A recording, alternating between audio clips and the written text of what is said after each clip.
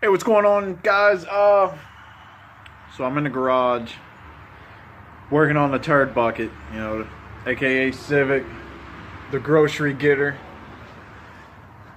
Your ricer isn't complete without a grocery getter sticker. But I'm gonna show you what I'm working with, what I'm about to do. I'm gonna get a few more things done on this thing, and we're gonna do another dyno session on it, hopefully within the next few weeks to a month. Alright, what I'm doing today, I'm gonna get all this stuff off. We're replacing the control arms, putting upgraded ones on it, and get rid of this janky ass. Look at that, man. This thing was so sketchy to drive, dude. It was unreal. But these are coming off. Get new coilovers, upgraded lower control arms.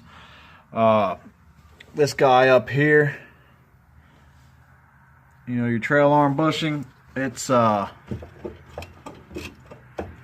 she's rocking pretty hard. I might be able to drive it. I don't know. That bushing looks ripped right there at the bottom. So definitely got new ones. I'm going to replace it. I'm going to run the Megan trail arm bushing on it. Those are going bye-bye. Throwing some different ones on there. I still have from when I had my 92 Integra. I never put them on it. But yeah, man, I wish I could convert this to rear disc. That'd be awesome. But I'm gonna get working to get that I did to it, over the past, what was that, last week, actually, Thursday. Got it running way better. For some reason, that head gasket that came with the kit, I guess it was bad. So I yanked the head off. Got an OEM Honda head gasket. And, put that on it, torqued it down, the same way, everything. I went by the book, the torque sequence, and last time I torqued it at 72 foot-pounds, I believe.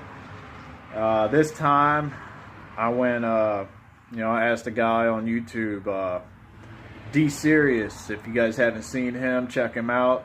He's got a badass little, EG hatch. It's got a, a single slammer in it, pushing 500 horsepower.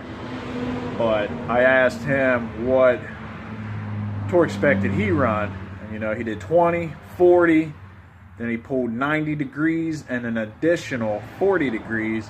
All in all, it equaled out to about 82 foot-pounds. So I torqued mine down to 80 foot-pounds, and everything's good. Got a small exhaust leak I gotta fix, which I got a new gasket for that, and that way it don't throw a mixed signal to the wideband.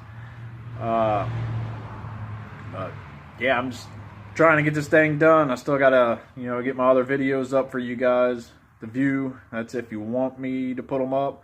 So if you guys want to see it, the process of the build, what I did when the engine was out of the car, let me know. Drop it in the bucket below, and I don't know, I'll get crack-a-lacking on it on a rainy day or something, and try to get it edited and get it uploaded for you guys.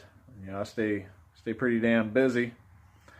So, but hopefully I help some guys along the way with some info or whatever and things I learned. But if I ain't working on the car, I'm always working on something, like my race cart, trying to get my race cart finished so I could get that on the track. Season's firing up actually this weekend if it doesn't rain. That bolt wouldn't come out. That bolt wouldn't come out, but that's getting replaced anyways. And holy shit, yeah, that thing was smoked.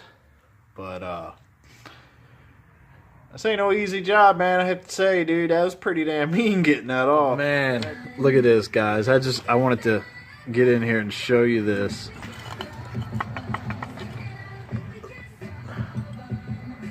Yeah, you guys know what that is, right? You know what that is. If you know what that is, comment below. Alright, so I made it to the trail arm.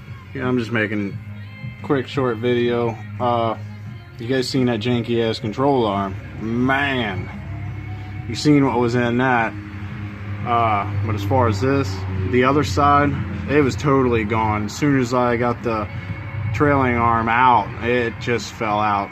I had to take that to the shop because I couldn't get the lower control arm out of it. I ended up having to cut it out and stuff. So, but I got this side out, as you've seen. Now I'm getting this out. If you don't want to spend the money on the high dollar tool, you know, that's metal there, and that's metal. Same over here. Get you a hammer. I'm tapping it until I get it down, you know, flush. And then I got this rod that I use at work to drive out bearing races and stuff. I'm going to use that on it to drive it out.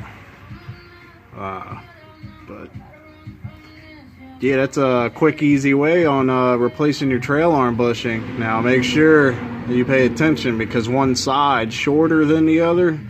The shorter side points towards the outside of the car. So, and make sure you line your hole back up. As you see, it still has a factory mark, a paint mark on it.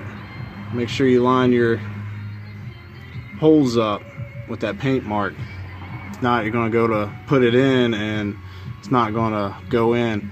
And make sure, I already got it drove in, as you can tell, but make sure the outer ring is flush with that. You want to be able to take your finger on it and it'd be flush. And you do that, you should be golden.